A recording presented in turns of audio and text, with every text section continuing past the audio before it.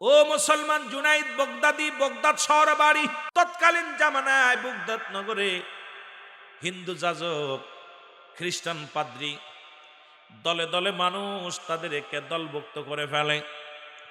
উনি একদিন হঠাৎ করে জুনাইদ বগদাদি উনি সব কাজ কাম ফেলে উনি চলে গেলেন ওই হিন্দুদের একটা বিশাল একটা মুসলমান ও মুসলিমদের আড্ডাখানায়। উনি যায়া বসলেন, মাঝখানে বসলেন। বসা পর যিনি যাজক ছিলেন, যিনি অমুসলিমদের যিনি যাজক ছিলেন, উনি নিরাপত্তা পালন করে, কোনো কথা বলে না, কোনো কথার উত্তর দেয় না, কোনো কথাও বলে না, মাথাও নাড়ায় না, চুপ করে আছে। এবার লোকজনে বলে, হুজুর আপনি কথা বলেন না কেন? হে জুনাইদ, হে হে আমাদের হে আমাদের প্রতিনিধি, আপনি কথা বলেন না কেন? উনি বললেন, শোনেন, আপনাদের ভিতরে একজন মুসলমান প্রবেশ করেছে। এই মুসলমান প্রবেশ করেছে, শুনে নেন, এই জন্য আমি কথা বলতে পারছি না। লোকজনে বললেন, হুজুর আপনি কি বলেন? এই মুসলমান প্রবেশ করেছে, কে সেই মুসলমান? আমাদের পরিচয়টা করায়া দেন, আমরা তারে চিরতরে কতল করে দিব, হত্যা করব, তারে দুনিয়া থেকে বিদায় করে দিব। সঙ্গে সঙ্গে জুনাইদ বগদাদি বলে, খবরদার খবরদার, তাকে দুনিয়া থেকে বিদায় তো দূরের কথা, এখান থেকে উঠানোর মতো শক্তি তোমাদের নাই। কারণ তিনি এমন একজন ব্যক্তি, তিনি আল্লাহর একজন মাহবুব বান্দা, আল্লাহর একজন প্রিয় গোলাম। এই গোলামটা শুধু মুসলমান নয়, সে পুরোপুরি ঈমানদার মুসলমান। জোরে জোরে বলো মারহাবা। এবার বললেন, হুজুর সেই লোকটাকে একটু আমাদের দেখায়া দেন। উনি বললেন, এই যে দেখো জুনাইদ বগদাদি, উনি হলো জবরদস্ত একজন আল্লাহর ওলি। খুব খেয়াল বাবা, গভীর মনোযোগ, উনি সে আল্লাহর ওলি। জুনাইদ বগদাদি সঙ্গে সঙ্গে যাজক বলে, বাবা তুমি এই জায়গায় আসছো কেন? তুমি এই মেলায় কেন আসছো? এই বইটাকে কেন আসছো? বলে, হুজুর আপনাদের তামাশা দেখার জন্য আমি আসছি। আপনারা যে খোদা তাআলার উপাসনা না করে মানুষ পূজা করেন, আপনারা প্রতিমা পূজা করেন, মন গড়া মতো আপনারা কাজ করেন, এইটা দেখার জন্যে, উপাসনা দেখার জন্যে আমি গোলাম আজকে আপনাদের মজলিসে হাজির হয়ে গেছি। সঙ্গে সঙ্গে যাজক বলতেছে, হ্যাঁ জুনাইদ, আমি তোমাকে 3টা প্রশ্ন করব। এই 3টা প্রশ্নের উত্তর যদি তুমি দিতে পারো, তাহলে আমি যাজক সহ আজকের এই বড় মজলিসে যত আমার অনুসরণকারী আছে, সবাই মুসলমান হয়ে, ইমানদার হয়ে মুসলমান হয়ে যাবে। জোরে জোরে চিল্লায়া বলা যাবে না মারহাবা। বন্ধুগণ আমার, কি করলেন? জুনাইদ বগদাদি বললেন, আপনি বলেন। বলে, 3টা প্রশ্ন করব, উত্তর দিতে হবে। বলে, হুজুর আপনি প্রশ্ন করেন। বলে, 1 নাম্বার প্রশ্ন, জান্নাতের মধ্যে তোমরা বলো, জান্নাতের মধ্যে জান্নাতি মানুষ এত খানা খাবে, জান্নাতি মানুষগুলো এত খাবে, প্রাণ ভরে খাবে, পেট ভরে খাবে, কিন্তু তাদের পায়খানা প্রস্রাব হবে না। এটা কেমন করে সম্ভব? কারণ এত পরিমাণ খানা খাবে, জান্নাতি খাবার খাবে, তারপরে কেন পায়খানা প্রস্রাব হবে না? এটা কেমন করে সম্ভব? এটা তুমি উত্তর দিবা। 2 নাম্বার হলো, একই একটা বৃক্ষ তামাম পৃথিবীর মধ্যে সমস্ত জান্নাতের মধ্যে ছায়া দিবে। একটা বৃক্ষ, জান্নাতি একটা বৃক্ষ হবে, গাছ হবে। এই গাছটা জান্নাতের সমস্ত গাছের মধ্যে, সমস্ত জান্নাতের মধ্যে, সবগুলো জান্নাতের মধ্যে এই ছায়া দিবে। এটা কি করে সম্ভব? 3 নাম্বার প্রশ্ন হলো, ওই জান্নাতি মানুষগুলো এত পরিমাণ খাবে, কিন্তু ওই জান্নাতি খানা খেয়ে তৃপ্তি মেটবে না। তুমি এটা কেমনে করে সম্ভব? কারণ পৃথিবীর মধ্যে একটা জিনিস খাইলে, কিছু খাইলে অভক্তি ধরে যায়, আর জান্নাতি মানুষগুলো এত পরিমাণ খাবে, কিন্তু তাদের মুসলমান তৃপ্তি মেটবে না। এই 3টা প্রশ্নের উত্তর যদি তুমি দিতে পারো, আমি কথা দিলাম রে জুনাইদ বগদাদি, আমি সঙ্গে সঙ্গে কালেমা পড়ে মুসলমান হয়ে যাব। তুমি 3টা প্রশ্নের উত্তর তুমি যদি পারবা দিতে, তাহলে তোমার দলে চলে যাব। জুনাইদ বগদাদি বলে, হুজুর বেয়াদবি মাফ করবেন, যিনি প্রশ্ন করেন তিনি কি উপরে বসে নাকি নিচেই বসে? বলে, হ্যাঁ, যিনি প্রশ্ন করেন উনি নিচেই থাকে। আর যিনি উত্তর দেয় উনি কি উপরে বসে না নিচেই বসে? বলে, উপরে বসে। তাহলে আপনার চেয়ারটা আমাকে ছেড়ে দেন, যেহেতু আপনি প্রশ্নকারী, আমি উত্তরদাতা, সুতরাং আমাকে উপরে বসতে দেন। সঙ্গে সঙ্গে যাজক তার চেয়ারখানা ছেড়ে দিলেন, চেয়ারের মধ্যে বসে বললেন, আপনার 3টা প্রশ্নের উত্তর যদি দিতে পারি তাহলে কি আপনারা আমার দলে আমারে মেনে নেবেন, আমার দলে আসবেন? উপস্থিত যত যাজক ছিলেন সবাই বললেন, এক বাক্যে মেনে নিব, কারণ আপনার কথা আর আমরা বিপরীতে কোনো কাজ করব না, আপনি দয়া করে কথাটা বলেন। সঙ্গে সঙ্গে বললেন, শোনেন 1 নাম্বার প্রশ্নের উত্তর শোনেন। 1 নাম্বার প্রশ্ন হলো, এই জান্নাতের মধ্যে এত পরিমাণ খাবার খাবে তাদের পায়খানা প্রস্রাব হবে না, এটা কি করে সম্ভব?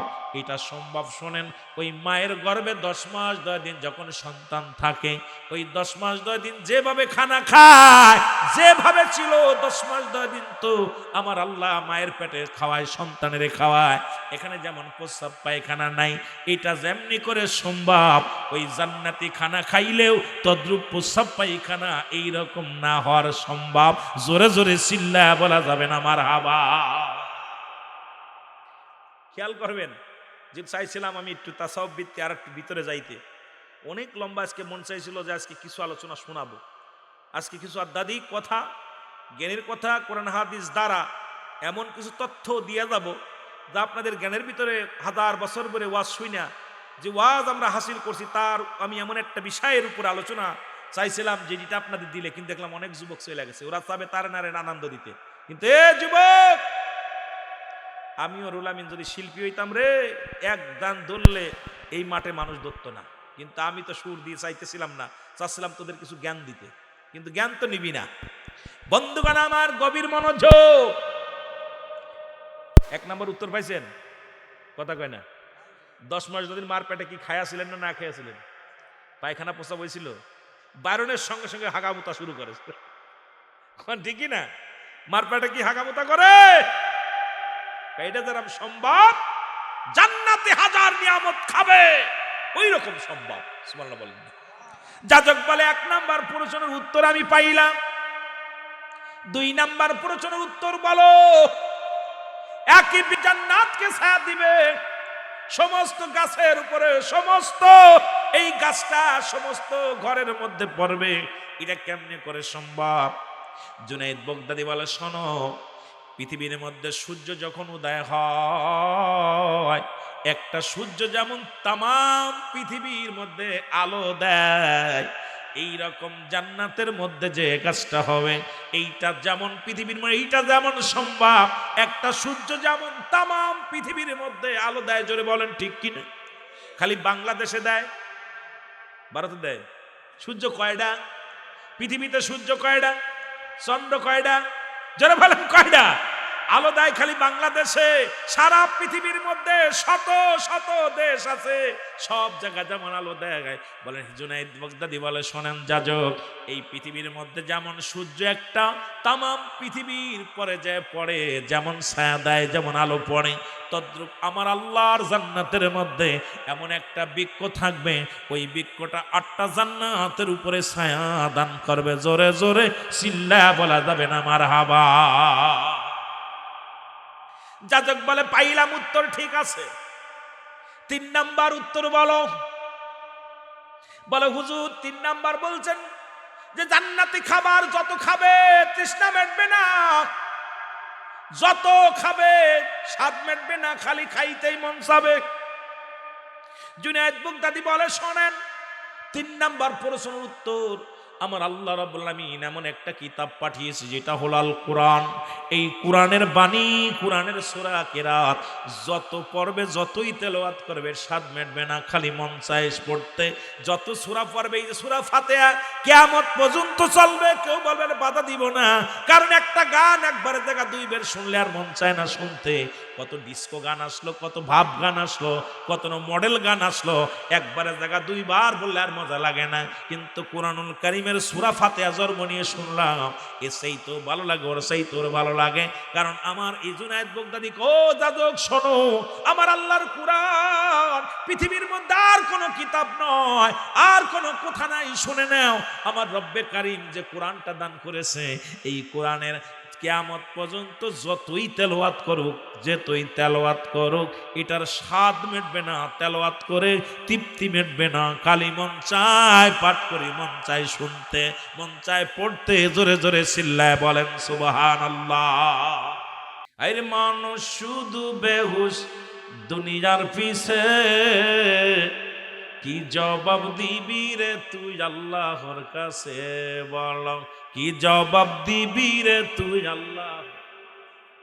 আরে মানুষ শুধু বেহুশ, আরে মানুষ শুধু বেহুশ দুনিয়ার পিছে, কি জবাব দিবি রে তুই আল্লাহর কাছে বল, কি জবাব দিবি রে তুই আল্লাহর। 50 বছরের জিন্দেগি না করলি কোনদিন বন্দেগি, শেষে কি কাঁদলে আর রক্ষা পাবে?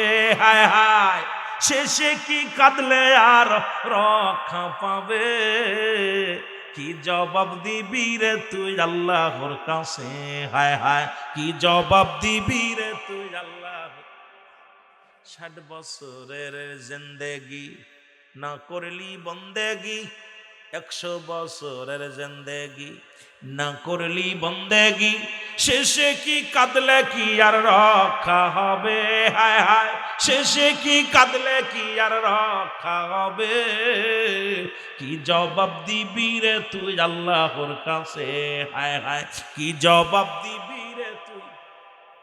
আরে মানুষ শুধু বেহুশ, রে মানুষ শুধু বেহুশ দুনিয়ার পিছে, কি জবাব দিবি রে তুই? আমার কথা রসুল বলছে, বাল্য হওয়া কেলাফ। আমার আব্বার কথা না, রসুলের কথা। আমি যে গজলটা গাইলাম, রসুল বলছে বাল্য হওয়া কেলাফ। এই দুনিয়াটা দুনিয়া দুনিয়া, এই দুনিয়াটা মানুষ এমন ভাবে আঁকড়ে ধরবে, বাল্য হওয়া কেলাফ, কুকুরের সঙ্গে তুলনা করছে। রসুল সাল্লাল্লাহু আলাইহি সাল্লাম বলছেন যে এই পৃথিবীটা দুনিয়ার সম্পদ, মানুষ এই দুনিয়ার সম্পদ হবে পচা মরি। খুব খেয়াল, আমি অনুরোধ করব সবার কাছে যে আপনারা দিল থেকে ওয়াজ শুনবেন, কারণ ওয়াজ তো এখন নেটের মধ্যে চলে যায়, ওয়াজেরও তাসির নষ্ট। এখন আমরা আধ্যাত্মিক ওয়াজও করি না, যদিও করি কেউ শুনতেও চায় না। আমরাও চাই যোগে জায়গা যায় যেতে, খালি ঘন্টা দেখি আর মারি। কথা বুঝেন? কে তোর এত তথ্য দিয়ে ওয়াজ করবো? কথা বুঝেন? কি দরকার আছে? আমার বাবারা, আমার গভীর মনোযোগ। আমার যেটা বলতেছিলাম, রসুল বললেন এই মানুষের চরিত্র, দুনিয়াটা হলো পচা দুর্গন্ধ মরি। মরি পছন্দ করে কোন প্রাণী? শগুন, কুকুর। যেহেতু বাল্য হওয়া খেলাফ, খেলাফ সদাই রসুল বলছে কুকুরের লগে তুলনা করছে। মানুষের চরিত্র হলো কুকুরের চরিত্র। কুকুর যেমন মরি পাইলে খুশি হয়, দেখবেন আপনার রাজু ভাইয়ের দোকানের অনেক 2-4টা কুকুর দাঁড়ায় থাকে। ও একটা গোস্তের টুকরা যদি একটু রক্ত টক্ত ছুঁড়ে মারে, একজন ধরলে আরেকজন ঠিক না বন্দি, আর তুই অপেক্ষা কর, 2-1 টুকরা পাবি, কিন্তু অপেক্ষা দেরি হচ্ছে না, আমারটা নিয়ে নিশ্চিত। ঠিক দুনিয়ার মানুষগুলো এরকম হবে। রসুলের কথা আমার নবী 1500 বছর আগে বলে গেছেন। কথা বুঝেননি? রসুল বলে গেছে দুনিয়ার মানুষ, মানুষ হলো কুকুরের চরিত্র। কুকুর যেমন সম্পদ পাইলে খুশি হয়, শেষ জামানার মানুষ শুধু সম্পদ পাইলে খুশি হবে। কুকুর যেমন মরি পাইলে খুশি হয়, শেষ জামানার মানুষ সম্পদ পাইলে খুশি হবে। কারণ আপনার কোনো অবৈধভাবে ঘুষের তাসে আসুক, সুদের তাসে আসুক, হারাম খোররা, এদের ভিতরে খেয়াল নাই। আপনি 1 মণ দুধের ভিতরে যদি একটু চুনা দেন, সঙ্গে সঙ্গে দুধটা নষ্ট হয়ে যাবে। ঠিক এই রকম আমাদের দেশে, আমাদের দেশ নল পৃথিবীর মধ্যে কিছু সংখ্যক ভাইয়েরা আছেন, সব হালাল খায়, সামান্য একটু ভুলের কারণে সব আপনার হারাম হয়ে যাচ্ছে। আর আমরা দুনিয়ার মুখাফেক্কি হয়ে গেছি, দুনিয়ার মুখাফেক্কি হয়ে গেছি। এই দুনিয়া যখন ছাড়তে পারবেন, তখনই আপনি সাকসেস। যখন আপনি দুনিয়া ছেড়ে দিবেন, দুনিয়া আপনাকে আঁকড়ে ধরবে, দুনিয়া এমনি পেয়ে যাবেন। আখিরাতের চেষ্টা করবেন, রব্বে কারীম দুনিয়া আপনাকে দান করবে। জোরে বলেন না সুবহানাল্লাহ। আর একটু জোরে বলেন। খুশি হন নাই?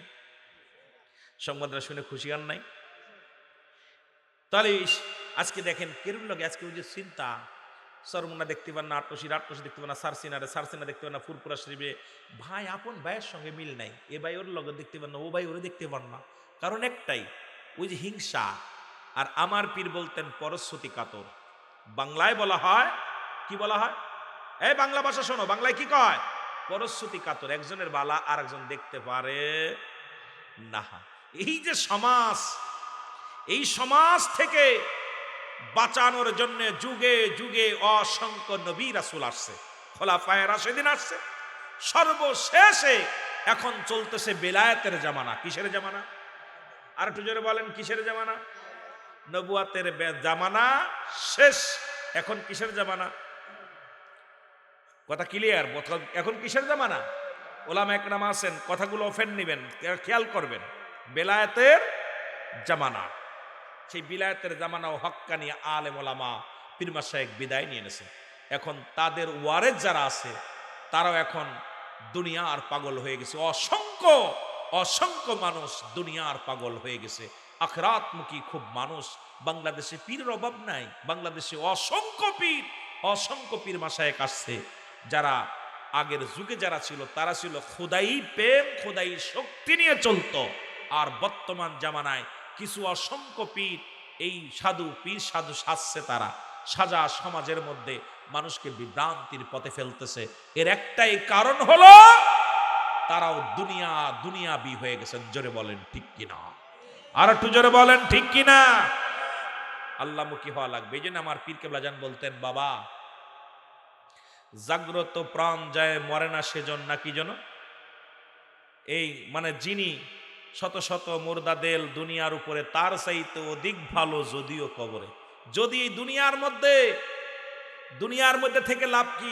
যদি সৎ থেকে আদর্শবান হইয়া যদি আপনি কবরে যেতে পারেন ইমান নিয়ে, এই দুনিয়া চাইতে 1000 গুণ ভালো থাকবেন কবরে। সুবহানাল্লাহ বলেন না? এই জাগ্রত প্রাণ যায় মরে না, সে মরে না নহে। কারণ জাগ্রত প্রাণ যার, একবার এই দেল যার জাগ্রত হয়ে গেছে, এই দিল তো মরতে পারে না দুনিয়ার ভিতরে। এই জন্য আমার পীর কেবলা জান সদা সর্বদায় দুনিয়া বলছে, বাবা দুনিয়া ছেড়ে দেন, দুনিয়া ছেড়ে দিয়ে আখিরাত মুখী হন, পরকাল মুখী হন, দুনিয়ার জগৎ ছেড়ে দিয়ে আল্লাহ মুখী হন। জোরে বলুন না আমিন। আমার ভাইরা, আমার বন্ধুরা, আমার বলতেছিলাম জিন জাতি, রব্বে কারীম যখন এদের ভিতরে অহংকার অহমিকা দুনিয়ার মধ্যে বিরাজ করে শুরু করলো, রব্বে কারীম তাদেরকে শেষ করে দেওয়ার পরিকল্পনা করলো। যখনই নিয়ত করলেন, যখনই মুসলমান সঙ্গে সঙ্গে সব জাতিকে শেষ করে দিলেন। জিবরিলকে বললেন, জিবরিল যাও, গোটা পৃথিবীর যত জিন জাতি আছে সবাইরে শেষ করে দাও, কারণ আমি নতুন করে খলিফা আবার বানাইব দুনিয়ার মধ্যে, আবার আমি প্রতিনিধি বানাইব। কারণ আমি আল্লাহ রাব্বুল আলামিন দুনিয়ার মধ্যে মানুষ বানাইব, মানুষ পাঠাইব। যাও, তাড়াতাড়ি যাও। জিন জাতি সবাইকে শেষ করে দেওয়ার পর জিবরিল আমিন মুসলমান যখন আজরাইল আলাইহিস সালামের সামনে পড়ে গেল, জিনের সন্তান আজাজিল, ও যুবক বাবারা শুনে নাও, ওনাকে সামনে দেখে এমন কান্না কাঁদতেছে রে মুসলমান। ওনার কান্নার আওয়াজ আজরাইলের কানে যে লাগছে, ও যুবক, এমন কান্নার অভিনয় করতেছে, কান্না দেখে পাগল হয়ে গেল। বাবা তুমি কান্দো কেন?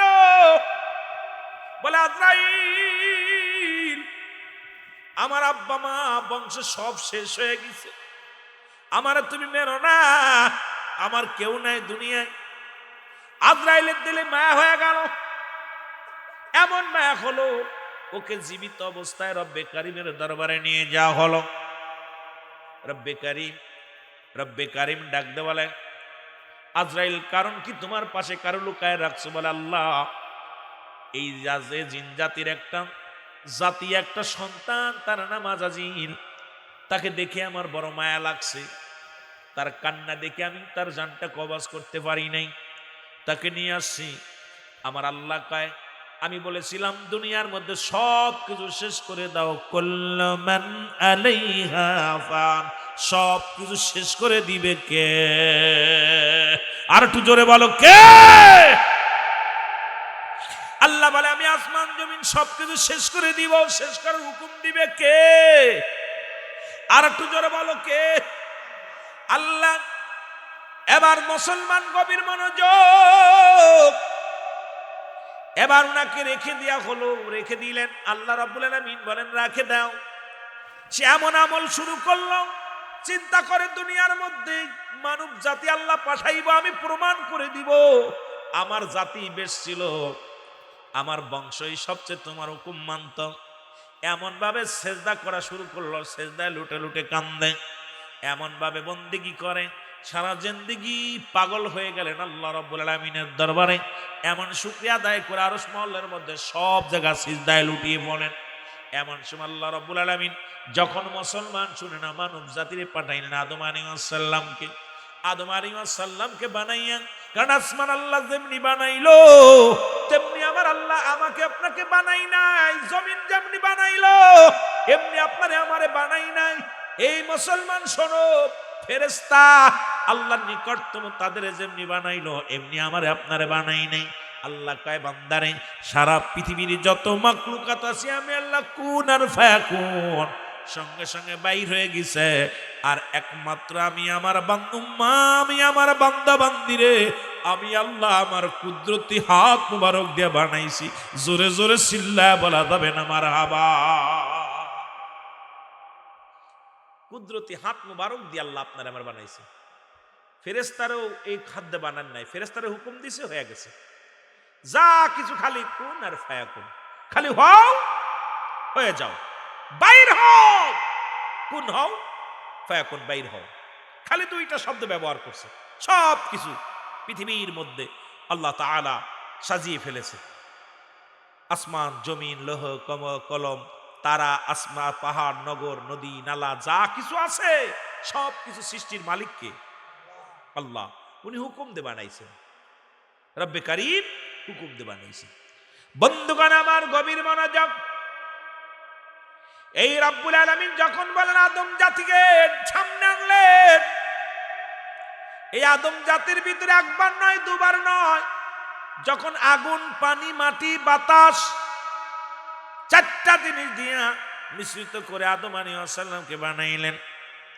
আমার বাজানেরা, অনেক লম্বা ইতিহাস এই মানব সৃষ্টির রহস্য নিয়ে আলোচনা করলে অনেক মানুষ এটা নিয়ে গবেষণা করলে পাগল হয়ে যাবেন। অনেক মানুষ এগুলো নিয়ে গবেষণা করলে আপনি ভিতরে আর মানুষকে ধরে রাখতে পারবেন না। এই সৃষ্টির রহস্য নিয়ে একটু গবেষণা করলে মুসলমান গভীর মনোযোগ, যখন একবার নয় দুবার নয়, যখন রুহটা আদমের ভিতরে দিলেন, দেওয়ার সঙ্গে সঙ্গে আদম আলাইহিস সালামের রুহটা যখন বুকের ভিতরে পর্যন্ত যায়, আদম আলাইহিস সালাম হাসাড়ে, হামসারের সঙ্গে সঙ্গে রুহটা বাইর হয়ে যায়। যখন হামসারে বারবার বাইর হয়ে যায়, এবার তৃতীয়বার যখন রুহটা ভিতরে দেয়া হলো, এই রুহটা ভিতরে যখন গেছে, আদম আলাইহিস সালাম জোরে একটা হাসি মারছে। হাসির সঙ্গে সঙ্গে বলেছে আলহামদুলিল্লাহ। জোরে জোরে বলো মারহাবা। এই যে নাকের ভিতরে যে ময়লা আবর্জনা পানিগুলো বাইর হয় আপনার দেহটারে নিয়ে, এত সুন্দর দেহটা, আগুন পানি মাটি বাতাস, কোন জায়গা পানি, কোন জায়গা আগুন, কোন জায়গা মাটি, কোন জায়গা বাতাস। ও বন্ধু, শরিয়াত তরিকত হাকিকত মারেফত ইসলাম ইমান ইহসান কালেমা নামাজ রোজা হজ যাকাত। এবার যখন ও মুসলমান হাসি দিলেন, সঙ্গে সঙ্গে উপস্থিত যত চারিপাশে ফেরেশতা ছিল সবাই এর উত্তর দিল। কি দিল? কথা কন, পারেননি? আদম আলাইহিস সালাম বলেন আলহামদুলিল্লাহ। আর হাসি যে দেয় সে বলে আলহামদুলিল্লাহ। উত্তরদাতা কি বলবে? আরো জোরে বলেন না। হ্যাঁ, ইয়ারহামুকুল্লাহ। পারেন তো?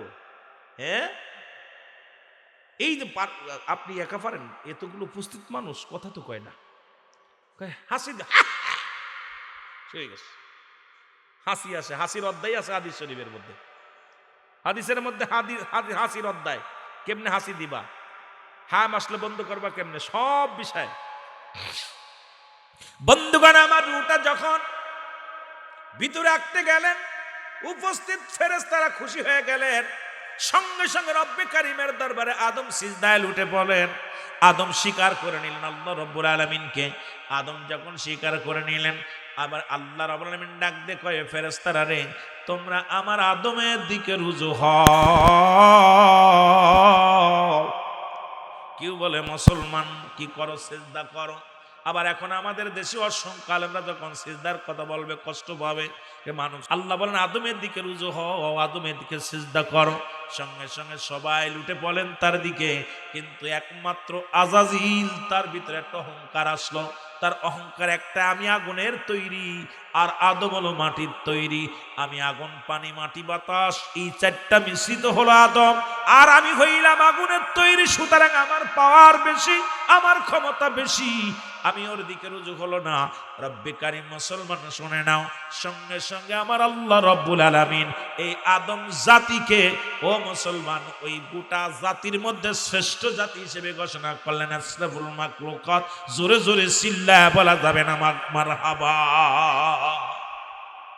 সব মাখলুকাতের শ্রেষ্ঠ মাখলুকাত হলো আশরাফুল মাখলুকাত, মানব জাতি। জোরে বলেন না মারহাবা, একটু জোরে বলেন না মারহাবা বলেন না। আপনার কত শ্রেষ্ঠত্ব বানাইছে, তার প্রমাণ যদি দেখতে চান, গরু আপনার অনুগত্য করে, হাতি আপনার অনুগত্য করে, বাঘ আপনার অনুগত্য করে, করে কি করে না? এই মানুষের কমান্ড মানে কি মানে না? হাতির জয় মাউত, হাতির উপরে যে বসে ওরে মাউত কয় না কি কয়, কি বলে? জিনিয়ার কি নিয়ে বেড়ায় ওরে মাউত বলে। একটা জানি ওই পিটির পর বসে অনেক মাউত বলে।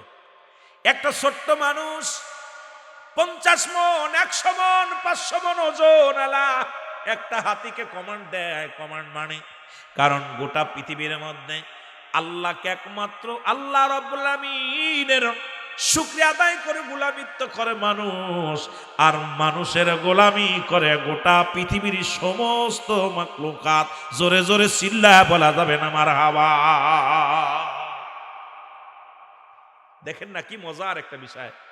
গরু আপনার কমান্ড মানে, ছাগল আপনার কমান্ড মানে, হাতি আপনার কমান্ড মানে, গরু, ছাগল, ভেড়া, মোষ যা কিছু আছে, সাপও কমান্ড মানতেছে। যেটা সবল দিলি মারা যাবে, বাঘ খেয়ে ফেলে, এটারও মানুষ কমান্ড মানতেছে। কিভাবে? কারণ এই শ্রেষ্ঠতার আসনে বসানোর মালিক হলো কে? আল্লাহ। কারণ তামাম পৃথিবীর মাখলুকাত তোমার কল্যাণের জন্য আল্লাহ বানাইলেন, আর একমাত্র তোমাকে বানানোর উদ্দেশ্য হলো আমার রব্বে কারিমের শুকর গুজার করার জন্য। জোরে বলেন না মারহাবা। এগুলো দিলেন বান্দা তোরে, এইটা তোরে দিলাম বান্দা, তোরে গরুটা দিলাম, ছাগল দিলাম, ভূমি দিলাম, মেষ দিলাম, সবকিছু রাজত্ব তোরে দিয়ে দিলাম, আর আমি তোর রাজা হইলাম, তুই আমার রাজত্ব মেনে নিবি, আর গোটা কুল কায়নাতের সব মাখলুকাত তোর রাজত্ব মেনে নিবে, একটা মানুষের রাজত্ব মেনে নিবে। এই পৃথিবীর মধ্যে এত বড় নিয়ামত আমার আল্লাহ দান করেছে। বান্দারে মুসলমান শুনে নাও, এই জাতি যখন ওই মাস্টার ইবলিস বললেন, আল্লাহ এখন আমাকে আপনি বিতাড়িত করে দিলেন, এত আমল করা পরও আপনার আদম জাতি কেমনে জান্নাতে যায় এটাও আমি দেখে নিব। বন্দি কত বড় বদে বলতেছে, আল্লাহ তোমার আদম জাতির জন্য আমি বিতাড়িত হলাম, তুমি সব কিছু আদম জাতির কমান্ড বানাই দিলে, আর আমারও মিস্টার ইবলিস বানাই দিলা। সব তোমার আদম জাতি তোমার হয়ে গেল, আর সব মাখলুকাত আদমের অনুগত্য করে দিলা। খুব খেয়াল ভাই, একটু মেমোরি খাটায়েন কথাগুলো দিকে। যদিও সাজিয়ে গুজে বলতে গেলে ভাই 2-10 ঘন্টা লাগবে আমি সৃষ্টি এই কথাগুলো বলতে গেলে। সব জাতি আপনার অনুগত্য করে, কমান্ড মানে, আর আপনি কমান্ড মানবেন কার? যারা বলেন কার? আল্লাহ। আর ইবলিস আল্লাহ আপনার কমান্ড মানলো আদম, আর আদমরে সব দিয়া দিলেন, সব জাতি বানায় আদমের অনুগত্য করে দিলেন। ঠিক আছে, আদমরে যেহেতু শ্রেষ্ঠ বানাইলেন সমস্ত মাখলুকাতের, আমিও দেখে নিব, যার কারণে আমি বিতাড়িত হইলাম, ও কেমনে জান্নাতে যায়। জান্নাত সাজাইলা, জাহান্নাম বানাইলা, আমার জন্য জাহান্নাম বানাইলা, ওর জন্য জান্নাত বানাইলা, আমি ওই জাতির সব জাহান্নামে নিয়ে নিব। আল্লাহ বলে সম্ভব নয় রে ইবলিস, শোন, কারণ আমি গফুরুর রহিম, আমি রহমানুর রহিম, আমি দয়ালু, আমি আল্লাহ, আমি মহান, আমি বড়। কারণ আমার খেলা আমার কুদরতি একমাত্র আমার বান্দা বুঝবো। আর যে বান্দা আমার কুদরতি জ্ঞান বুঝার জন্য দুনিয়ার মধ্যে অন্বেষণ করবে, ওই বান্দার দিলের মধ্যে, ওই বান্দার নফসের মধ্যে কোনোদিন তুই আশা করতে পারবি না। জোরে জোরে চিল্লায় বলা যাবে না মারহাবা। আর একটু জোরে জোরে চিল্লায় বলেন না মারহাবা। কি করলেন মাস্টার ইবলিস? করলেন মনটা খারাপ করে রওনা দিলেন। হঠাৎ মনে পড়ে গেল আদম জাতি, এই আদম জাতির জন্য আমি বিতাড়িত, আমার বংশ শেষ, সব বংশ শেষ করে দিলাম, আমার জাতি শেষ হয়ে গেল। এখন আল্লাহ এই জাতির শেষ করে দিব, রওনা হয়ে গেলেন। হঠাৎ মুসলমান আমার আল্লাহ কয়, ইবলিস তোমার মন খারাপ কেন? আল্লাহ তিনটা দাবি করব। নাম্বার 1, এক নাম্বার দাবি, আমার কিয়ামতের আগে আমার মৃত্যু দিতে পারবা না। এই জন্য মাস্টার ইবলিসের মরণ আপনার আমার মতো মরণ হবে না। আপনার মরণ আছে 60 বছর 50 বছরের জিন্দেগি, কিন্তু এই যে সৃষ্টি হয়েছে শেষ পর্যন্ত কিয়ামত পর্যন্ত মাস্টার ইবলিসের জাতির একটারও মৃত্যু হবে না। শয়তানের মৃত্যু আপনার আমার মতো হবে না। এক নাম্বার আমি হায়াত, আমার এক নাম্বার। আপনার কাছে আমার দাবি আল্লাহ, আমি তো আমল করেছি, আপনার ইবাদত করেছি, এর বিনিময়ে আমি আপনার কাছে কিছু চাইব। রব্বে কারীম বলে, ইবলিস তুমি কি চাও? বলে আল্লাহ এক নাম্বার হলো কিয়ামত পর্যন্ত হায়াত। মারহাবা বলেন না, কি পন্তু? কিয়ামত পর্যন্ত হায়াত। 2 নাম্বার হলো আমি মানব জাতির পশমে পশমে প্রবেশ করব, লোমে লোমে প্রবেশ করব, শিরায় শিরায় প্রবেশ করব। এই ক্ষমতাটা আমাকে দেওয়া লাগবে, কারণ আমাকে এই সুযোগটা দিতে হবে যাতে আমি আশা করে বিপদে নিয়ে আসতে পারি। নাম্বার 3 হলো আল্লাহ গো, নাম্বার 3 হলো ওই আমি আপনার কাছে দাবি হলো আমি যখন যে সুরত ধরতে চাইব তখন যেন এই সুরতটা আমি ধরতে পারি, কারণ কখনো গরুর সুরত, মানুষের সুরত, যে কোনো রূপ আমি বদলাইতে পারি। কোন মুসলমান এই 3টা সুযোগ আমাকে দিয়া দেন গো আমার আল্লাহ। আল্লাহ কয় দিলাম আমার বান্দা বান্দির জন্য, কারণ আমি আল্লাহ আমি গোলাম বানাইলাম, এদেরকে বানাইলাম আমার দাসত্ব করার জন্য, গোলামি করার জন্য। এদের জন্য যেহেতু তুমি চাইলা, দিলাম তোমাকে 3টা অধিকার দিয়ে দিলাম।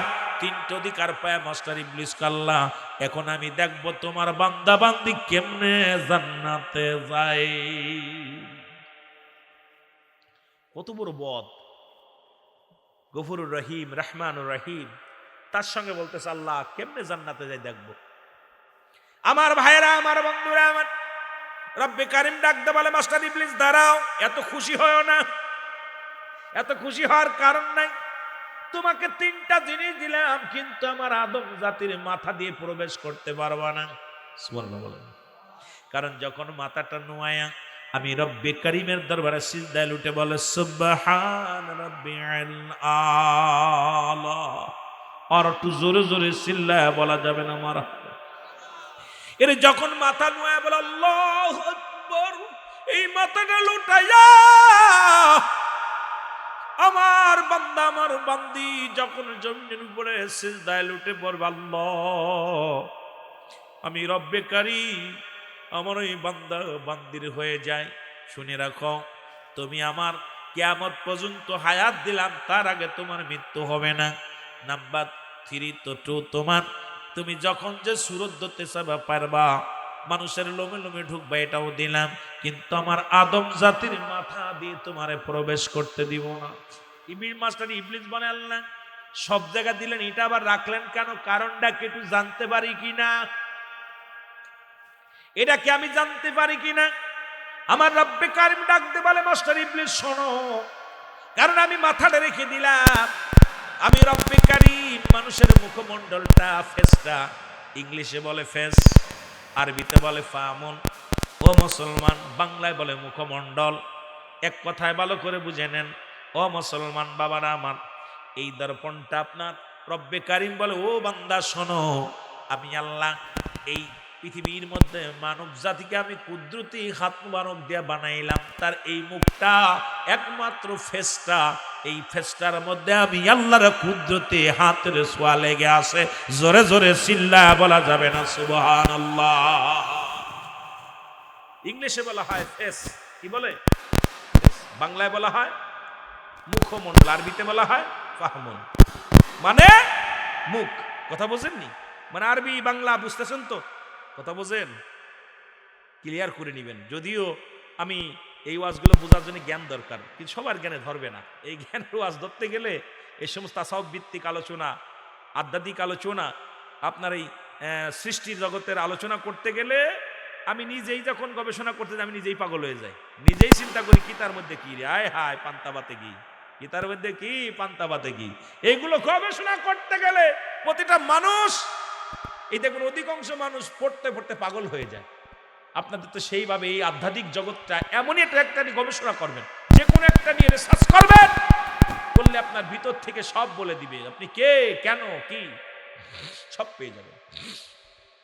আমার ভাইয়েরা, আমার বন্ধুরা, আমার একটা দানার মধ্যে এত বড় একটা হাঁটির মধ্যে কত বড় একটা তাল গাছ, কোনদিন সম্ভব? হাঁটিটা কটুক, ছোট্ট একটা দানার মধ্যে বিশাল বৃক্ষ, ঠিকই ঠিক কিনা? আমার ভাইরা, আমার বিশাল বৃক্ষ। এগুলো না বুঝতে পারলে শরিয়াতের শরিয়াত, তরিকত, হাকিকত, মারিফাত, শরিয়াতের আলেম যারা আছে খালি শরিয়াত নিয়ে বসে থাকলে চলবে না। তরিকার মধ্যে যখন ডুব দিবেন, তাসাউফের মধ্যে যখন ডুব দিবেন, ও যুবক, তরিকা, শরিয়াত, তরিকত, হাকিকত, মারিফাত, এই মারিফাতটা এমন জিনিস যেটি এখানে বসে চোখ বন্ধ করে মদিনা শরীফ খায়ের করা, এই জ্ঞান আমাদের থাকার দরকার। কিন্তু আমাদের জ্ঞানী মানুষগুলো আজকে অজ্ঞানীর মতো ব্যবহার করি শুধু শরিয়াতের বিদ্যা অর্জন করার জন্য। দেখলেন রুহুল আমিন আমার ভিতরটা কি আছে এটা যাচাই করার জন্য আপনার ভিতরে হাকিকতে আমার মিশার দরকার আছে কি না। একটা দুধের মধ্যে আছে ঘি, দুধের মধ্যে আছে ছানা, দুধের মধ্যে আছে রল, কত লজ্জ। এক দুধ দিয়ে বানাইতেছে ঘোল, এক দুধ দিয়ে বানাইতেছে পায়েস, ওই দুধ দিয়ে বানাইতেছে কি দই, ওই দুধ দিয়ে বানাইতেছে মিষ্টি, ওই দুধ দিয়ে বানাইতেছে ঘি, ওই দুধ দিয়ে বানাইতেছে মাখন। ওই দুধের মধ্যে কত কিছু লুকায় আছে, আসলে তো প্রকৃত দুধ। এই দুধ থেকে কত কিছু হয়। এই জন্য এই দুনিয়া সৃষ্টির রহস্য যখন আপনি বুঝবেন, সব কিছু আপনার জ্ঞান ধরবে, জ্ঞান বলে দিবে আপনার এটা মুসলমান। আমার বাবারা, আমার বন্ধুরা, আমার এটা বোঝার জন্য আমাদেরকে খালি বিদ্যা পাশ করা একটা জিনিস আর বিদ্যা অর্জন করে একটা জিনিস। পাশ করেছেন, এ প্লাস পাইছেন, কিন্তু আপনার বইয়ের ভিতর কি আছে এটাকে বুঝতে হলে যখন একটা গল্প পড়বেন, উপন্যাস পড়বেন, এর সার মর্ম, সার কথাটা যখন আপনি বুঝতে পারবেন, আপনি মানুষ সব মিলে তো হাত, পা, নাক, কান, গলা, আপনার সমস্ত দাঁত, চোখ সবকিছু মিলে আপনি একটা মানুষ। এই মানুষটা পরিপূর্ণ বলতে গেলে ওই হাত কোথায়, পা কোথায়, বডি কোথায়, এগুলো যখন আপনি যাচাই করতে পারবেন, পরিপূর্ণতা লাভ করতে হলে, পরিপূর্ণ একটা মানুষ বানাতে হলে, ওই মানুষটাকে তখনই মানুষ বলবেন যিনি সর্বপরিহারে, সে সর্বকিছুতে পরিপূর্ণ। জোরে জোরে চিল্লায় বলেন ঠিক কিনা। আপনি এত কিছুর দরকার নেই। দুধের বিষয় নিয়ে, দুধের ভিতর কত লজ্জত রয়েছে। আপনি মানুষের ভিতরে হাত প্রয়োজন কি ছিল, চোখ ছিল কি প্রয়োজন, দাঁত ছিল কি প্রয়োজন, নাক ছিল কি প্রয়োজন, আপনার কান ছিল কি প্রয়োজন, পেট ছিল কি প্রয়োজন, পা ছিল কি প্রয়োজন, এইটা নিয়ে আপনি একটু গবেষণা করেন না। একটু গবেষণা করলে আপনি নিজেরে হারিয়ে ফেলবেন, সব হারিয়ে ফেলবেন। আমার ভাইয়েরা, আমার বন্ধুরা, আমার যে কথাগুলো বলি খুব ধৈর্য ধরে সহকারে শুনবেন। দাদু ভাইয়েরা আমার, ও বন্ধুগণ, একটু মহব্বতের সঙ্গে দুরূদ শরীফ পড়েন। আল্লাহুম্মা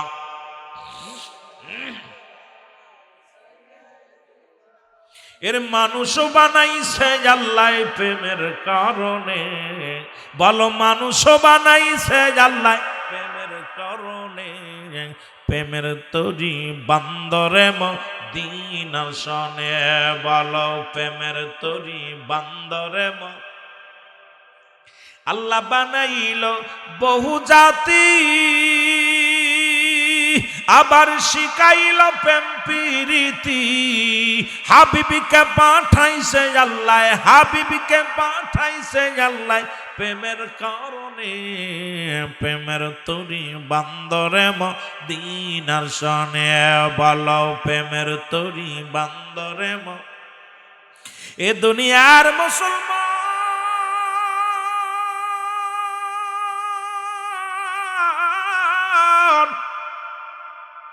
আমার আল্লাহ বলে মাস্টার ইবলিস শোনো গো, তুমি সারা জিন্দেগি ভরে গুনাহ করাইবা। মনে আসেনি রে বাবা? সারা জিন্দেগি ভরে গুনাহ করাইবা, 80 বছরে 90 বছর গুনাহ করাইবা। বান্দা যখন ভুল বুঝতে পেরে খাস তওবা করে আমি আল্লাহকে আল্লাহ বলে ডাক দিবে, আমি আমার রহমতের কুদরতি হাত মুবারক মাথার মধ্যে দিয়া দিব, সমস্ত গুনাহগুলো জমিনের মধ্যে দাফন হয়ে যাবে। জোরে জোরে চিল্লায় বলা যাবে না মারহাবা। ভাই, সন্তান বাবা জন্ম দেয়, মা জন্ম দেয় কিসের জন্য? জন্ম দেয় ভবিষ্যতের জন্য। ভবিষ্যৎ আমার কবর দিব, দাফন করাইবে, দোয়া করব। রব্বে কারীম এই দুনিয়ায় আপনাকে আমাকে বানিয়েছে তার দাসত্ব করার জন্য। যার যখনই সে গোলাম, যখন সন্তান হাজার অন্যায় করলে যখন আব্বা বলে ডাক দেয়, মা বলে ডাক দেয়, বাবা মার কাছে সন্তানের সব ভুল ত্রুটি ক্ষমা হয়ে যায়, ঠিক কি না? রাগ করছে আপনাকে না মেরে খাবে না, আপনি দূর থেকে আব্বু আমার মাফ করে দেব, আব্বু ও মা, মা বলার সঙ্গে সঙ্গে মার ভিতরটা নড়ে গেছে, বাবার ভিতরটা কলিজা ঠান্ডা হয়ে গেছে, বাবা সব ভুল মাফ করে দিছে। তদ্রূপ আপনি হাজার অন্যায় করেছেন। আল্লামা খুদবি রাহমাতুল্লাহ বয়ান করে, দুনিয়ার মানুষ পাপ করতে করতে আসমান থেকে জমিন পর্যন্ত গুনাহ করে ভরপুর করে ফেলেছে। এই বান্দা যখন অনুশোচনা করে যে আল্লাহ আমার ভুল হয়ে গেছে, আল্লাহ আমার পাপটা আমার মাফ করে দাও, তওবা করার সঙ্গে সঙ্গে তওবা করে যখন আল্লাহ বলে ডাক দেয়, আমার আল্লাহ রহমতের হাত দিয়া বান্দা সব গুনাহ মাফ করে দেয়। জোরে বলে না সুবহানাল্লাহ। আর এইটাই যদি না করত তাহলে ওই 7টা জাহান্নামে মানুষ ধরতো না, 7টা জাহান্নামে মানুষ ধরতো না। আমার রহমানুর রহিম, গফুরুর রহিম, আমার দয়ালু আল্লাহ, আমার আল্লাহ রব্বুল আলামিন কত দয়ার সাগর। হাজারো অন্যায় করার পর যখন বান্দা আল্লাহকে আল্লাহ বলে ডাক দেয়, ও আল্লাহ তুমি রহমান, তুমি রহিম, তুমি গফুর, তুমি গফফার, তুমি জব্বার, তুমি খলিল, চিৎকার মেরে আল্লাহকে আল্লাহ বলে ডাক দেওয়ার সঙ্গে সঙ্গে আল্লাহ বান্দার জীবনে সব গুনাহ মাফ করে দেয়। জোরে বলেন না সুবহান। আর একটু জোরে বলেন। বন্ধুগণ আমার, গভীর মনোযোগ, খুব খেয়াল করবেন আমার বাবারা আমার, এই জন্য কথাগুলো খুব খেয়াল করবেন। খাজা ও মুসলমান জুনাইদ বগদাদি, বগদাদ শহরে বাড়ি। কোন শহরে? বগদাদ শহরে বাড়ি। তৎকালীন জামানায় বগদাদ নগরে হিন্দু যাজক, খ্রিস্টান পাদ্রী, দলে দলে মানুষ তাদের একে দলভুক্ত করে ফেলে। উনি একদিন হঠাৎ করে জুনাইদ বগদাদি উনি সব কাজ কাম ফেলে উনি চলে গেলেন ওই হিন্দুদের একটা বিশাল একটা মুসলমান ও মুসলিমদের আড্ডাখানায়। উনি যায়া বসলেন, মাঝখানে বসলেন। বসার পর যিনি যাজক ছিলেন, যিনি অমুসলিমদের যিনি যাজক ছিলেন, উনি নীরবতা পালন করে, কোনো কথা বলে না, কোনো কথার উত্তর দেয় না, কোনো কথাও বলে না, মাথাও নাড়ায় না, চুপ করে আছে। এবার লোকজনে বলে, হুজুর আপনি কথা বলেন না কেন? হে জুনাইদ, হে আমাদের প্রতিনিধি, আপনি কথা বলেন না কেন? উনি বললেন, শোনেন, আপনাদের ভিতরে একজন মুসলমান প্রবেশ করেছে। এই মুসলমান প্রবেশ করেছে, শুনে নেন, এই জন্য আমি কথা বলতে পারছি না। লোকজনে বললেন, হুজুর আপনি কি বলেন? এই মুসলমান প্রবেশ করেছে, কে সেই মুসলমান? আমাদের পরিচয়টা করায়া দেন, আমরা তারে চিরতরে কতল করে দিব, হত্যা করব, তারে দুনিয়া থেকে বিদায় করে দিব। সঙ্গে সঙ্গে জুনাইদ বগদাদি বলে, খবরদার খবরদার, তাকে দুনিয়া থেকে বিদায় তো দূরের কথা, এখান থেকে উঠানোর মতো শক্তি তোমাদের নাই। কারণ তিনি এমন একজন ব্যক্তি, তিনি আল্লাহর একজন মাহবুব বান্দা, আল্লাহর একজন প্রিয় গোলাম। এই গোলামটা শুধু মুসলমান নয়, সে পুরোপুরি ঈমানদার মুসলমান। জোরে জোরে বলো মারহাবা। এবার বললেন হুজুর সেই লোকটাকে একটু আমাদের দেখায়া দেন। উনি বললেন এই যে দেখো জুনাইদ বাগদাদি, উনি হলো জবরদস্ত একজন আল্লাহর ওলি। খুব খেয়াল বাবা, গভীর মনোযোগ, উনি সে আল্লাহর ওলি জুনাইদ বাগদাদি। সঙ্গে সঙ্গে যাদব বলে বাবা তুমি এই জায়গায় আসছো কেন? তুমি এই মেলায় কেন আসছো? এই বইটাকে কেন আসছো? বলে হুজুর আপনাদের তামাশা দেখার জন্য আমি আসছি।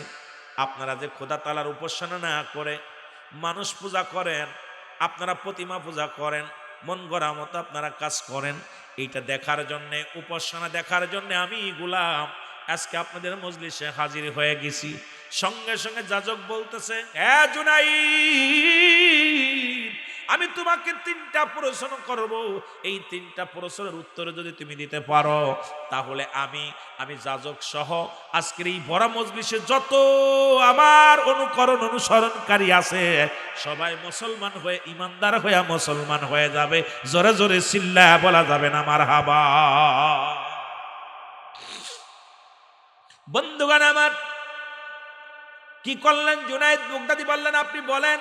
বলে 3টা প্রশ্ন করব, উত্তর দিতে হবে। বলে হুজুর আপনি প্রশ্ন করেন। বলে 1 নাম্বার প্রশ্ন, জান্নাতের মধ্যে তোমরা বলো, জান্নাতের মধ্যে জান্নাতি মানুষ এত খানা খাবে, জান্নাতি মানুষগুলো এত খাবে, প্রাণ ভরে খাবে, পেট ভরে খাবে, কিন্তু তাদের পায়খানা প্রস্রাব হবে না। এটা কেমন করে সম্ভব? কারণ এত পরিমাণ খানা খাবে, জান্নাতি খাবার খাবে, তারপরে কেন পায়খানা প্রস্রাব হবে না? এটা কেমন করে সম্ভব? এটা তুমি উত্তর দিবা। 2 নাম্বার হলো, একই একটা বৃক্ষ তামাম পৃথিবীর মধ্যে সমস্ত জান্নাতের মধ্যে ছায়া দিবে। একটা বৃক্ষ, জান্নাতি একটা বৃক্ষ হবে, গাছ হবে। এই গাছটা জান্নাতের সমস্ত গাছের মধ্যে, সমস্ত জান্নাতের মধ্যে, সবগুলো জান্নাতের মধ্যে এই ছায়া দিবে। এটা কি করে সম্ভব? 3 নাম্বার প্রশ্ন হলো, ওই জান্নাতি মানুষগুলো এত পরিমাণ খাবে, কিন্তু ওই জান্নাতি খানা খেয়ে তৃপ্তি মেটবে না। তুমি এটা কেমনে করে সম্ভব? কারণ পৃথিবীর মধ্যে একটা জিনিস খাইলে, কিছু খাইলে অভক্তি ধরে যায়, আর জান্নাতি মানুষগুলো এত পরিমাণ খাবে কিন্তু তাদের মুসলমান তৃপ্তি মেটবে না।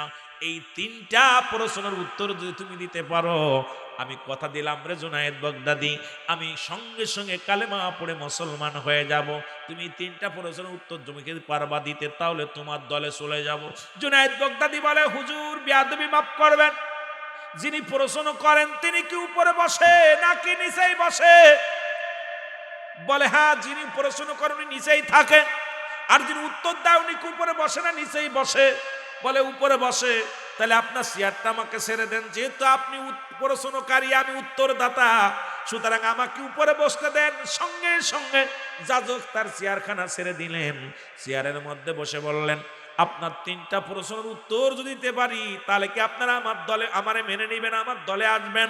উপস্থিত যত যাজক ছিলেন সবাই বললেন এক বাক্যে মেনে নিব, কারণ আপনার কথা আর আমরা বিপরীতে কোনো কাজ করব না, আপনি দয়া করে কথাটা বলেন। সঙ্গে সঙ্গে বললেন, শোনেন 1 নাম্বার প্রশ্নের উত্তর শোনেন। 1 নাম্বার প্রশ্ন হলো, এই জান্নাতের মধ্যে এত পরিমাণ খাবার খাবে তাদের পায়খানা প্রস্রাব হবে না, এটা কি করে সম্ভব? এটা সম্ভব শোনেন, ওই মায়ের গর্ভে 10 মাস 10 দিন যখন সন্তান থাকে, ওই 10 মাস 10 দিন যেভাবে খানা খায়, যেভাবে ছিল 10 মাস 10 দিন, তো আমার আল্লাহ মায়ের পেটে খাওয়ায়, সন্তানের খাওয়ায়। এখানে যেমন প্রস্রাব পায়খানা নাই, এটা যেমনি করে সম্ভব ওই জান্নাতি খানা খাইলেও তদ্রূপ প্রস্রাব পায়খানা এইরকম না হওয়ার সম্ভব। জোরে জোরে চিল্লায়া বলা যাবে না মারহাবা। খেয়াল করবেন যে চাইছিলাম আমি একটু তাসাউফ ভিত্তি আর একটু ভিতরে যাইতে, অনেক লম্বা আজকে মন চাইছিল যে আজকে কিছু আলোচনা শোনাবো, আজকে কিছু আধ্যাত্মিক কথা, জ্ঞানের কথা, কোরআন হাদিস দ্বারা এমন কিছু তথ্য দিয়ে যাব যা আপনাদের জ্ঞানের ভিতরে 1000 বছর ধরে ওয়াজ শুই না যে ওয়াজ আমরা হাসিল করছি, তার আমি এমন একটা বিষয়ের উপর আলোচনা চাইছিলাম যেটা আপনাদের দিলে, কিন্তু দেখলাম অনেক যুবক চলে গেছে, ওরা চাবে তার নারের আনন্দ দিতে। কিন্তু এ যুবক, আমিও রুল আমিন যদি শিল্পী হইতাম রে, এক গান ধরলে এই মাঠে মানুষ ধরত না। কিন্তু আমি তো সুর দিয়ে চাইতেছিলাম না, চাচ্ছিলাম তোদের কিছু জ্ঞান দিতে, কিন্তু জ্ঞান তো নিবি না। বন্ধুগণ আমার, গভীর মনোযোগ। 1 নম্বর উত্তর পাইছেন? কথা কয় না। 10 মাস যদি মার পেটে কি খাইয়াছিলেন না না খাইয়াছিলেন? পায়খানা পোষা বইছিল, বারণের সঙ্গে সঙ্গে হাগামুতা শুরু করে, ঠিকই না? মার পেটে কি হাগামুতা করে? এটা যেরকম সম্ভব জান্নাতে হাজার নিয়ামত খাবে, ওই রকম সম্ভব। সুবহানাল্লাহ বলেন। যাজক বলে 1 নাম্বার প্রশ্নের উত্তর আমি পাইলাম। 2 নাম্বার প্রশ্নের উত্তর বলো। একই জান্নাতকে ছায়া দিবে সমস্ত গাছের উপরে, সমস্ত এই গাছটা সমস্ত ঘরের মধ্যে পড়বে, এটা কেমনে করে সম্ভব? জুনাইদ বাগদাদী বলে, শোনো, পৃথিবীর মধ্যে সূর্য যখন উদয় হয়, একটা সূর্য যেমন তামাম পৃথিবীর মধ্যে আলো দেয়, এই রকম জান্নাতের মধ্যে যে গাছটা হবে, এইটা যেমন পৃথিবীর মধ্যে, এইটা যেমন সম্ভব, একটা সূর্য যেমন তামাম পৃথিবীর মধ্যে আলো দেয়। জোরে বলেন ঠিক কিনা? খালি বাংলাদেশে দেয়, ভারতে দেয়? সূর্য কয়টা? পৃথিবীতে সূর্য কয়টা? চন্দ্র কয়টা? জোরে বলেন কয়টা? আলো দেয় খালি বাংলাদেশে। সারা পৃথিবীর মধ্যে শত শত দেশ আছে, সব জায়গায় যেমন আলো দেয়। বলেন জুনাইদ বাগদাদী বলে, শোনেন যাজক, এই পৃথিবীর মধ্যে যেমন সূর্য একটা তামাম পৃথিবীর পরে যে পড়ে, যেমন ছায়া দেয়, যেমন আলো পড়ে, তদ্রূপ আমার আল্লাহর জান্নাতের মধ্যে এমন একটা বৃক্ষ থাকবে, ওই বৃক্ষটা 8টা জান্নাতের উপরে ছায়া দান করবে। জোরে জোরে চিল্লা বলা যাবে না মারহাবা। যাজক বলে, পাইলাম উত্তর, ঠিক আছে। 3 নাম্বার উত্তর বলো। বলে হুজুর 3 নাম্বার বলছেন যে জান্নাতি খাবার যত খাবে তৃষ্ণা মেটবে না, যত খাবে স্বাদ মেটবে না, খালি খাইতেই মন চাবে। জুনাইদ বাগদাদী বলে, শোনেন, 3 নাম্বার প্রশ্নের উত্তর, আমার আল্লাহ রাব্বুল আলামিন এমন একটা কিতাব পাঠিয়েছে যেটা হলো আল কোরআন। এই কোরআনের বাণী, কোরআনের সূরা কেরাত যত পড়বে, যতই তেলাওয়াত করবে, স্বাদ মেটবে না, খালি মন চায় পড়তে। যত সূরা পড়বে, এই যে সূরা ফাতিহা কিয়ামত পর্যন্ত চলবে, কেউ বলবে বাধা দিব না, কারণ একটা গান একবারের জায়গা 2 বার শুনলে আর মন চায় না শুনতে। কত ডিস্কো গান আসলো, কত ভাব গান আসলো, কত মডেল গান আসলো, একবারের জায়গা 2 বার বললে আর মজা লাগে না। কিন্তু কোরআনুল কারীমের সূরা ফাতিহা জন্ম নিয়ে শুনলাম, এসেই তো ভালো লাগে, ওর সেই তোর ভালো লাগে। কারণ আমার এই জুনাইদ বাগদাদী, ও যাজক শোনো, আমার আল্লাহর কোরআন পৃথিবীর মধ্যে আর কোনো কিতাব নয়, আর কোনো কথা নাই। শুনে নাও, আমার রব্বে কারীম যে কোরআনটা দান করেছে, এই কোরআনের কিয়ামত পর্যন্ত যতই তেলাওয়াত করুক, যেতই তেলাওয়াত করুক, এটার স্বাদ মেটবে না, তেলাওয়াত করে তৃপ্তি মেটবে না। খালি মন চায় পাঠ করি, মন চায় শুনতে, মন চায় পড়তে। জোরে জোরে চিল্লায় বলেন সুবহানাল্লাহ। সব লোকজন আশ্চর্য হয়ে গেছে, কাম সারছে, হুজুর তো আজকে ধরা পড়ছে রে, এত বড় প্রশ্ন তো জীবনে শুনি নাই রে। এই প্রশ্নের উত্তর জুনাইদ বাগদাদী দিয়া দিছে। জুনাইদ বলে, আপনার প্রশ্নের উত্তর পাইছেন? বলে হ্যাঁ। বলে, আমি আপনাকে একটা প্রশ্ন করবো, যদি অনুমতি দেন তাহলে আপনি একটা প্রশ্ন করবো, যদি উত্তর দিতে পারেন। আমি আপনাকে বলবো না আমার দলে আসতে, আমি বলবো না আপনাকে মুসলমান হতে, আমি বলবো না আপনি আমার পক্ষে চলে আসেন, বলবো না। তবে একটা প্রশ্ন করবো, আপনি উত্তর দিতে পারবেন কিনা? যাজক বসে আছে, নীরবতা পালন করে। সমস্ত মুসলিমেরা ডাক দেয়, হুজুর আপনি 3টা প্রশ্ন করলেন, জুনাইদ বাগদাদী উত্তর দিল, আর একটা প্রশ্ন উত্তর দিতে পারবেন না, সম্মান থাকবে না, ইজ্জত চলে যাবে। হুজুর বলেন একটা প্রশ্ন উত্তর দেন হুজুর। বলে বলো। তা বললেন, এবার আপনি আসেন, উপরে আসেন, উপরে এসে বসেন। আমি যেহেতু এবার প্রশ্নকারী, আপনি উত্তরদাতা, যেহেতু আমি এখন প্রশ্ন করবো, আপনি উত্তর দিবেন। বলে হ্যাঁ। এবার চেয়ারের মধ্যে যায় যাজক বসলেন। জুনাইদ বাগদাদী বলে, আমার একটা প্রশ্ন, আপনি বলেন জান্নাতের গায়ের মধ্যে কি লেখা আছে? আর আসতে না জোরে কইতেন রে, এই ওয়াজ আর আসা যাবে না, বিনোদপুর ওয়াজ শেষ। এ তো সুন্দর সুন্দর কথা বলতেছে, আরে খেয়াল করো না, এমন ভেঙ্গে ভেঙ্গে বলতেছে মুখস্থ হয়ে যাবে, আরেক জায়গায় ওয়াজ করতে পারবা, আরেক জায়গা ওয়াজ করতে পারবা। উনি ডাক দিয়ে বলেন, আমি আপনার কাছে একটা মাত্র প্রশ্ন করলাম, সেটা হলো আপনি তো যা সব খবর জানেন, আপনি বলতে পারবেন জান্নাতের গায়ের মধ্যে কি লেখা আছে, দরজায় কি লেখা আছে? যাজক মাথা নত করে বসে আছে, যত পাশে যারা আছে কয় হুজুর উত্তর দেন, হুজুর উত্তর দেন। কয় আমি উত্তর দিতে, কয় হুজুর আপনি কি পারবেন না, আমাদের ইজ্জত থাকবে না, মান সম্মান সব গেল, তাড়াতাড়ি উত্তর দেন। কয় আমি উত্তর দিলে তোমরা মেনে নিবা? কয় হ মেনে নিব। আমি যদি উত্তর দিই আপনি তোমরা কি মেনে নিবা? কয় জি হুজুর মেনে নিব। তাহলে সবাই তোমরা একটু ওযু করে আসো। সুবহানাল্লাহ বলেন না। কয় হুজুর ওযুর কি প্রয়োজন আছে? কয় তোমরা একটু পানি দিয়ে ওযু করে আসো, হাত পা ধুয়ে আসো, কুলি করে আসো। লোকজন কয় হুজুর এর আবার কি দরকার আছে, কি উত্তর? কয় উত্তর আছে। তোমরা কি আমার উত্তর দিলে খুশি? কয় খুশি। মানে নিবা? কয় মানে নিব। যদি মানে নিবা তাহলে আগে এক নাম্বার শোনো, জুনাইদের একটা প্রশ্নের উত্তর যদি আমার দিতে হয়, তাড়াতাড়ি তোমরা কুলি করো, তোমরা কি করো, ওযু করো, পবিত্রতা হও, তারপরে এসে বসো। সবাই যখন আসলেন সবাই বলেন হুজুর তাড়াতাড়ি উত্তর দেন, ইজ্জত থাকে না। কারণ জুনাইদ তো আমাদের ইজ্জত শেষ করে দিল, সেদের 3টা প্রশ্ন করেছিল, আপনি উত্তর দিছেন, এখন উত্তর দিয়ে দিছে জুনাইদ বাগদাদি। এখন আপনি একটা প্রশ্নের উত্তর যদি না দিতে পারেন তাহলে কলঙ্ক হয়ে যায়। আপনি উত্তর দেন। সঙ্গে সঙ্গে উত্তর দেয়, কয় তোমরা সবাই আমার সাথে পড়ো, কি লেখা আছে? লা ইলাহা ইল্লাল্লাহু সাল্লাল্লাহু আলাইহি ওয়াসাল্লাম। সঙ্গে সঙ্গে যত যাজক ছিল সবাই কালেমা পড়ে মুসলমান হয়ে গেছে। সুবহানাল্লাহ বলেন না। আর একটু জোরে, আর একটু জোরে। তাসাউফের ওয়াজ খুব খেয়াল।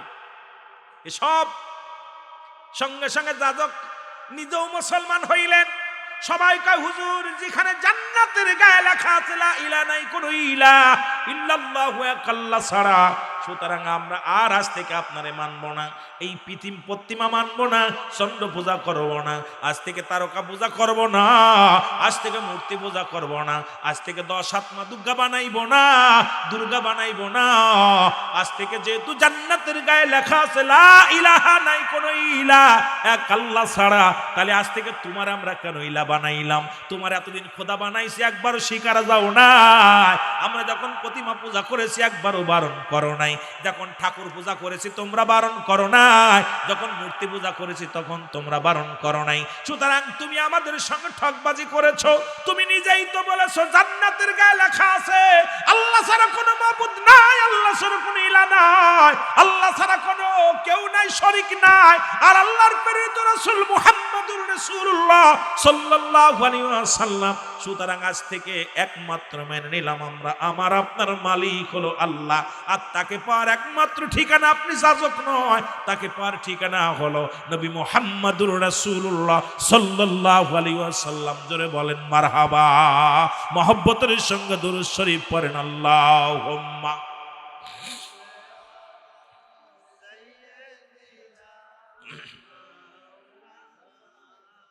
ওয়ালা আলি সাইয়্যিদিনা। আরো জোরে বলেন আল্লাহুম্মা।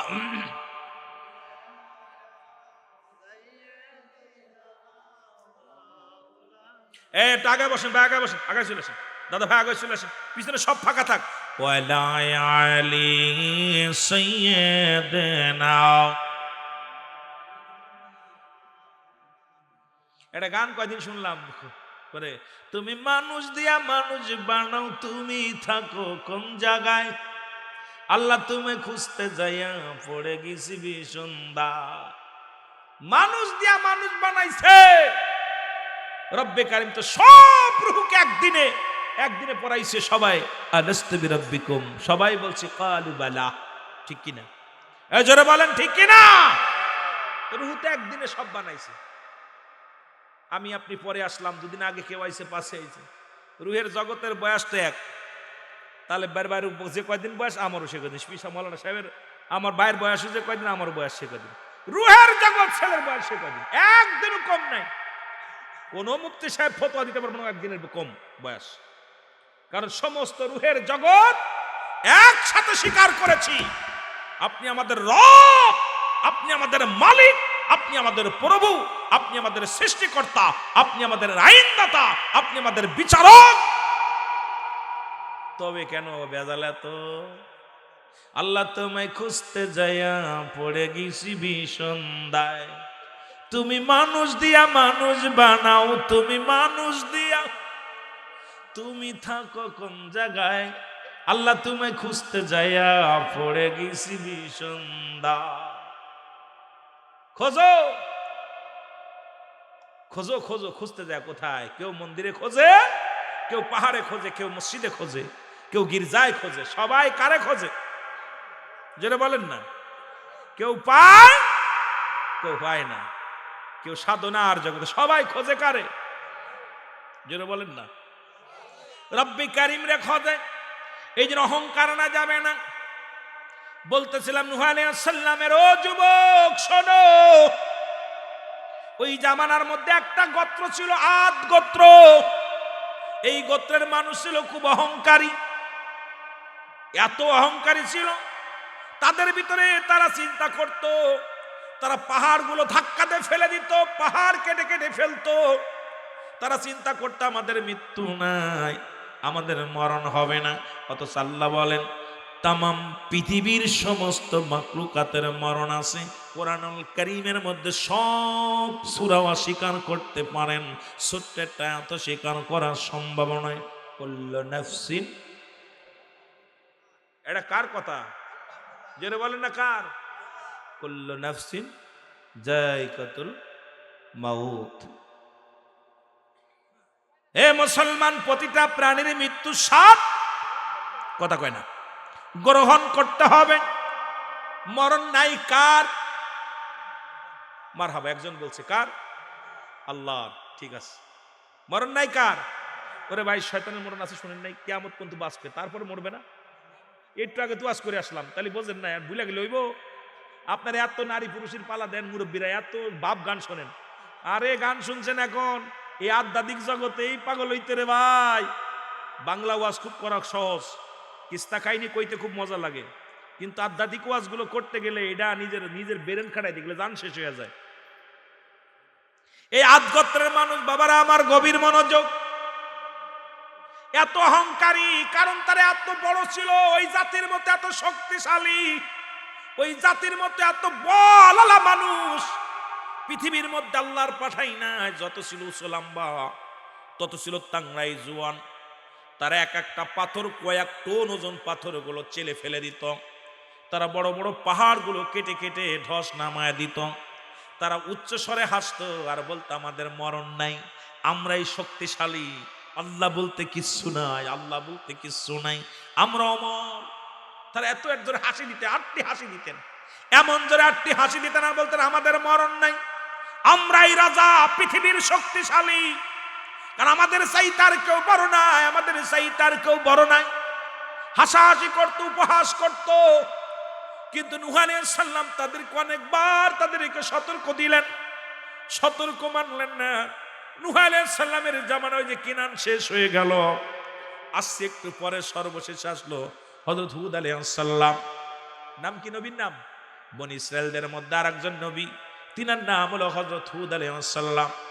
ওনার জামানায় ওই নবীর উম্মতিরা এই হুদ আলাইহিস সালাম তাদেরকে এত বুঝাইলেন, আয় ফিরে আয়, ফিরে আয়। আরে আল্লাহ আছে, আল্লাহ বলতে কিছু না, আমাদের শেষ করতে পারবি না, কারণ আমার আল্লাহ বলতে এই জমিনটা আমাদের, এই রাতটা আমাদের, সন্ধ্যা আমাদের, বিকেল আমাদের, মরুভূমি আমাদের, সব কিছু আমাদের। তাদের বাচ্চারা কি বলতো? তাদের বাচ্চারাও বলতো, তাদের ছোট ছোট মাসুম বাচ্চাগুলো বলতো আমরা আমার, আমাদের মরণ নাই, আমাদের শেষ নাই, আমাদের শেষ নাই, আমরা শক্তিশালী। এত অহংকারী, তাদের ভিতরে এত অহংকার ছিল। হুদ আলাইহিস সালাম বারবার তাদেরকে বুঝাইলেন, কিন্তু কোনো বুঝ মানে না। এবার বললেন, শোনো, তোমাদের মধ্যে এমন বিপদ, এমন গজব আসবে যে গজবে তোমরা শেষ হয়ে যাবা। কিন্তু সেই গজব কবে আসবে? তারা আরো এত আটকে হাসি দেওয়া শুরু করলো, এত আনন্দ, মুসলমান তারা সবকিছু ছেড়ে দিয়া নিজের মন গড়া মতো চলা শুরু করলো। 1 বছর আল্লাহ দুর্ভিক্ষ দিয়ে দিল, 3 বছর মোট দুর্ভিক্ষ দিল। প্রথম বছর কোনো বৃষ্টি নাই, মুসলমান অনাবৃষ্টিতে। কিন্তু এই আদ গোত্রের মানুষেরা বলে এটা স্বাভাবিক ব্যাপার, আমাদের কোনো ব্যাপার না, 1 বছর এটা হতেই পারে। পানি নাই তাতে কি হয়েছে, মরু প্রান্তরে শুকায়া গেছে তে কি হয়েছে, আমরা নিজেরা পানি খুব খুঁজে পানি উঠাইব, উঠানো শুরু করলো। আর তাদের ফসল কম ফলা শুরু হলো, তারা জমিনের মধ্যে রহমত পা কম শুরু করলো। কিন্তু তাদের অহংকার কমলো না। এই আদ গোত্রের মানুষেরা তারা জোরে জোরে হাঁটতে হাসি দিতে লাগলো। আল্লাহ বলতে কিচ্ছু নাই, সব আমরা, পৃথিবীর মালিক আমরা, জমিনের মালিক আমরা, সব কিছুর মালিক আমরা। এই প্রথম একটা বছর এটা যেতেই পারে, আমাদের কোনো ব্যাপার না। এই 365 দিন কেটে গেছে, আবার আমাদের মধ্যে শোক আসবে। দ্বিতীয় বছর আরো দুর্ভিক্ষ দেখা দিল। ও যুবক, এমন পরিমাণ দুর্ভিক্ষ দেখা দিল, জমিনে কোনো ফল, জমিনে কোনো ফসল যেটা খেয়ে মানুষ জীবন ধারণ করে, এটা রব্বে কারিম চিরতরে কেড়ে নিয়ে গেল। দেখা না শস্য শ্যামল সব কিছু আমার আল্লাহ উঠায় নিয়ে গেল। এবার আদ গোত্রের মানুষের অহংকারও কমে নাই, তারা তখনও স্যারেন্ডার কাটে নাই। তারা চিন্তা করে এটা কোনো ব্যাপারই না, 1 বছর মারে যেতেই পারে, আবার আসবে, আবার হবে, আমাদের ফসল হবে, আমরাই শক্তিশালী, সবকিছু দেওয়ার মালিক আমরা, সবকিছু করার মালিক আমরা। তারা পানি চাইতো, পানি পাইতো, যখন যা চাইতো তাই পেয়ে দিত। মুসলমান শুনে নাও, তখন তাদের ধারণা আমরা এবার একটা দ্বিতীয় বছর আমাদের গেল কষ্টের মধ্যে, তৃতীয় বছর ভালো যাবে। তৃতীয় বছর আল্লাহর এমন গজব আসলো, এই গজবের মধ্যে আদ গোত্রের মানুষ সব যখন শেষ হয়ে গেল, নুহায় মুসলমান হুদ আলাইহিস সালামের কাছে জিবরিল আমিন এসে বলে, হে আল্লাহর নবী হুদ, আপনার গোত্রের মানুষ, এই আদ গোত্রের মানুষগুলো আমার আল্লাহকে একবারও মানলো না, আল্লাহ গজব দিয়ে দিবে। হুদ আলাইহিস সালাম বলে, ও ডাক দে বলে, ভাই জিবরিল, আমার রব্বি কারীম যে বলো আমি হুদ স্যারেন্ডার কেটেছি, এই জাতির উপরে যেন গজব দিয়ে দেয়, কারণ অহংকারকারী জাতি, এরা আল্লাহ মানে না, স্রষ্টাকে মানে না, নিজেকে খোদা বলে দাবি করে। নিজেরা চিন্তা করতে আমরা আজ ফসল আজ যে আমরা খাই, আমাদের সব কিছু আছে। এ মুসলমান শুনে নাও, পৃথিবীর মধ্যে অহংকার জাতিকে আল্লাহ 3টা বছর এমন গজবের মধ্যে দিল, পুরো আদ জাতিকে আমার আল্লাহ এই দুনিয়া থেকে শেষ করে দিল। জোরে জোরে চিল্লায় বল আল্লাহু আকবার। এ আমার ভাইয়েরা, আমার বন্ধুরা আমার, এই জন্য 3 শ্রেণী মানুষের দোয়া কবুল হয় না। নাম্বার 1, পিতামাতা নাফরমানি সন্তান, 2 নাম্বার এতিমের মাল ভক্ষণকারী, 3 নাম্বার হলো অহংকারী মানুষ। এই যে মানুষের মধ্যে হিংসা আছে, অহংকার আছে, এই মানুষের দোয়া কবুল হয় না। কারণ হিংসুটে মানুষ অহংকার করবে একমাত্র আমার আল্লাহ, একমাত্র অহংকারী হতে পারে আমার রব্বে কারিম। আর আমরা হব দয়ালু, আমরা হব মায়াবী মানুষ। কিন্তু এই মানুষের ভিতরে এত পরিমাণ অহংকার, এত পরিমাণ অহমিকা হয়ে গেছে, এই মানুষগুলো স্রষ্টার আইন অমান্য করা শুরু করেছে। জোরে বলেন ঠিক কি না? আর একটু জোরে জোরে চিল্লায় বলা যাবেন আল্লাহু আকবার।